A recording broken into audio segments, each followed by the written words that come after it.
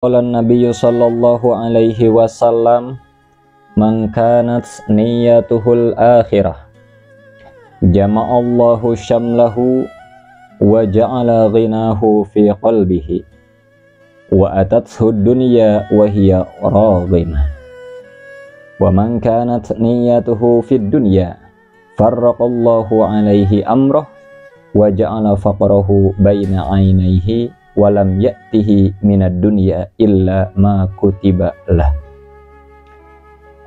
Rasulullah sallallahu alaihi wasallam bersabda, man kanat niyyatuhul akhir, barang siapa orang yang niatnya untuk akhirat, tujuan di dalam dirinya untuk akhirat, apapun yang dia kerjakan dia bertujuan untuk kebahagiaan akhirat.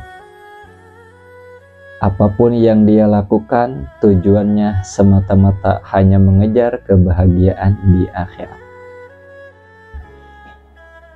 Maka jama'allahu syamlah, Allah berjanji akan mengumpulkan urusannya yang bercerai-berai. Jadi urusannya akan dirapihkan oleh Allah.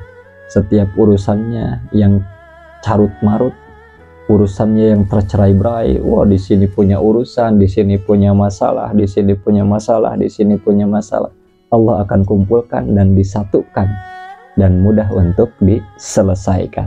Nah, itu jika hati kita bertujuan hanya untuk kebahagiaan akhirat. Dan tidak sampai di situ, wa ja'ala ghinahu fi qalbihi, lalu Allah akan menjadikan kekayaannya di dalam hatinya. Manusia tersebut, orang tersebut akan Allah berikan kekayaan di dalam hatinya, sehingga hatinya merasa kaya dan hatinya merasa berkecukupan. Nah itu, jadi intinya kita harus bertujuan untuk kebahagiaan akhirat, apapun yang kita lakukan, baik ibadah mahdhah, ibadah formal seperti sholat, baca Quran, dan lain sebagainya, kita harus bertujuan untuk kebahagiaan di akhirat. Kita sholat bukan ingin dipuji oleh orang lain, bukan ingin disebut sholih, bukan ingin disebut orang alim, tapi semata-mata ingin bahagia di akhirat.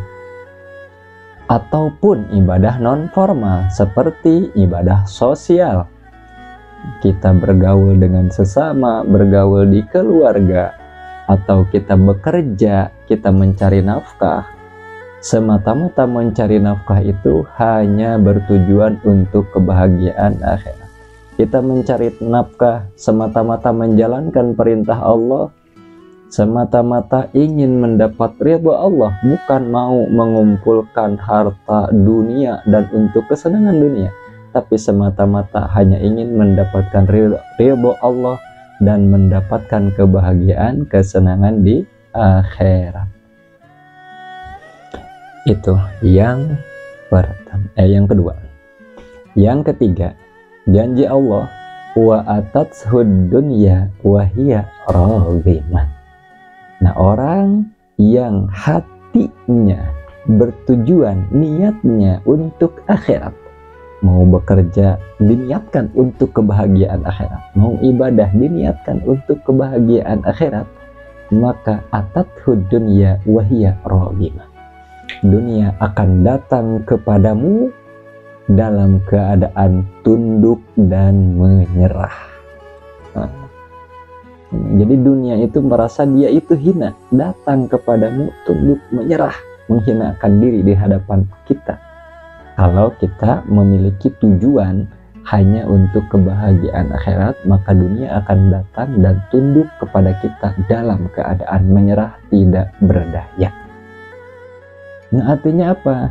Ketika kita mengejar akhirat, ketika kita memprioritaskan akhirat, dijadikan prioritas utama kita, akhirat dijadikan prioritas utama kita, maka dunia secara otomatis akan mengikuti kita. Dunia secara otomatis ingin berada di sisi kita.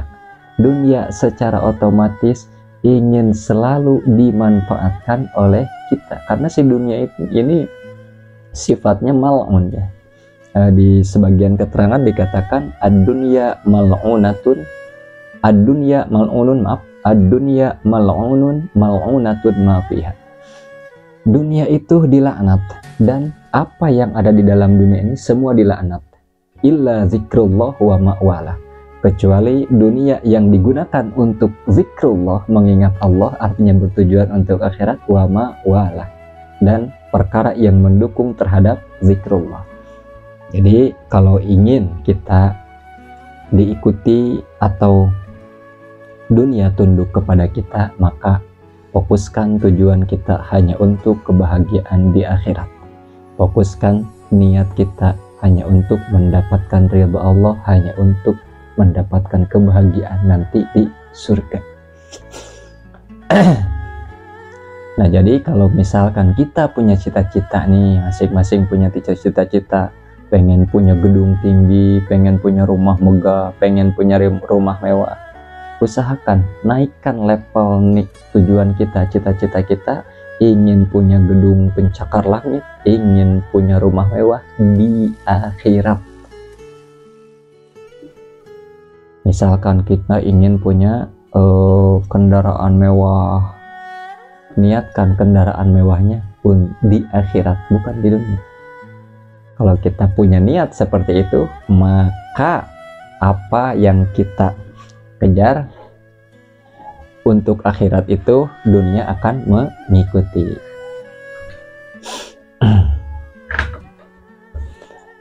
Lalu kemudian, wa man kanat niyatuhu fid dunya, dan barang siapa orang yang niatnya untuk dunia, untuk kesenangan dunia, maka farraqallahu alaihi amroh, Allah akan memecahkan urusannya, mencerai-beraikan urusan. Nah, jikalau kita punya niat, punya keinginan atau meniatkan segala sesuatu yang kita kerjakan itu untuk kesenangan dunia, maka Allah akan mencerai-beraikan urusan kita. Misalkan kita mau melaksanakan ibadah hanya untuk kesenangan dunia, kita ibadah hanya untuk supaya disebut orang alim, hanya untuk supaya orang lain memanggil kita orang soleh, hanya untuk supaya dipuji orang, atau kita mau berusaha, mau bekerja, mau berdagang hanya untuk mengumpul-ngumpul harta, setelah kumpul harta kita mau dibelikan ini dan itu untuk kesenangan dunia supaya di dunia ini senang, maka farraqallahu alaihi amroh, Allah bakal cerai beraikan urusan kita.